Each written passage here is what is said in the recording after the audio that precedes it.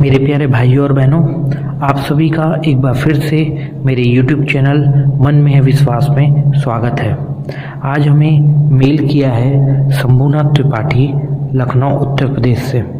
वे बताते हैं कि आपके चैनल का वीडियो मेरे पोते ने मुझे अपने मोबाइल से दिखाया, देखकर प्रसन्नता हुई और मैं अपने जीवन में गायत्री मंत्र के द्वारा हुए चमत्कार को बताने से रोक नहीं पाया और उसी के माध्यम से मैं आपको मेल भेज रहा हूँ। मैं अपने घर वालों और परिचित लोगों को हमेशा से गायत्री मंत्र के चमत्कार जो मेरे और दूसरों के जीवन में घटित घटनाओं को बताते रहता हूँ, जिससे कि जैसे मेरे जीवन और बाकी गायत्री साधकों का जीवन आनंद में होता आया है, वैसे आनंद सबको अपने जीवन में प्राप्त हो।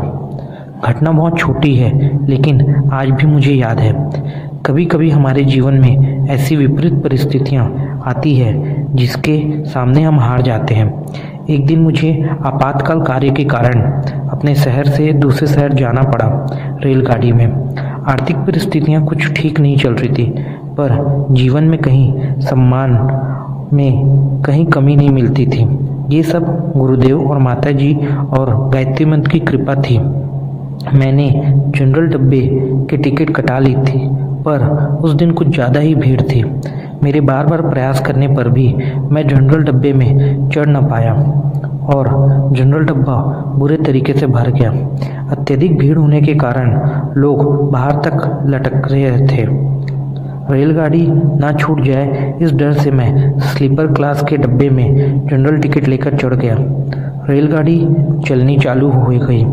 मुझे बैठने के लिए जगह मिल गई। थोड़ी देर बाद टीसी दिखा, जिसकी छवि अलग से रौबदार दिख रही थी, जो सबकी टिकट चेक कर रहा था और जो बिना टिकट और जनरल टिकट से थे उनका पेनाल्टी बना रहा था और जो पेनाल्टी देने में सक्षम नहीं थे उनकी सब लोगों के बीच जोर जोर से बेइज्जती कर अगले स्टेशन में उतरने बोल रहा था।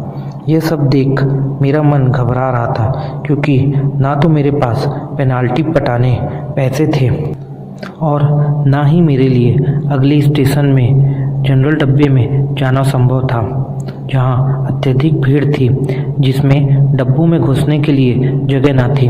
और इन सब से भी ज़्यादा बड़ी बात मुझे बेइज्जती की लग रही थी, जो वो टीसी जोर जोर से जो पेनाल्टी नहीं पटा रहे थे उनकी कर रहा था। क्योंकि भले ही मैंने अपने जीवन में आर्थिक तंगी से गुजर रहा था, पर शहर समाज में सम्मान और इज्जत में कमी ना थी। यही सोच सोच के मन घबरा रहा था। जैसे जैसे टीसी नज़दीक आ रहा था, वैसे वैसे मेरे मुंह से गायत्री मंत्र तेजी से निकल रहा था और गुरुदेव से प्रार्थना कर रहा था, हे गुरुदेव, इस बार बचा लीजिए। आइंदा कभी परिस्थिति से बढ़कर काम करने की नहीं सोचूंगा। गुरुदेव बचा लीजिए। हो सकता है ये बात आपको बड़ी आसान लग रहा होगा, पर आज से 35-40 साल पहले परिस्थितियाँ कुछ अलग थी। लोगों को अपने सम्मान की, टीसी को अपने नियम की बहुत परवाह हुआ करती थी। आज के लोगों के लिए ये बात बहुत सामान्य हो सकती है। फिर टीसी मेरे सामने आखिरकार आ ही गया और उसने मुझसे टिकट मांगी और मैंने अपनी जनरल की टिकट उन्हें दे दी और उन्होंने टिकट में अपना साइन किया और आगे बढ़ गया।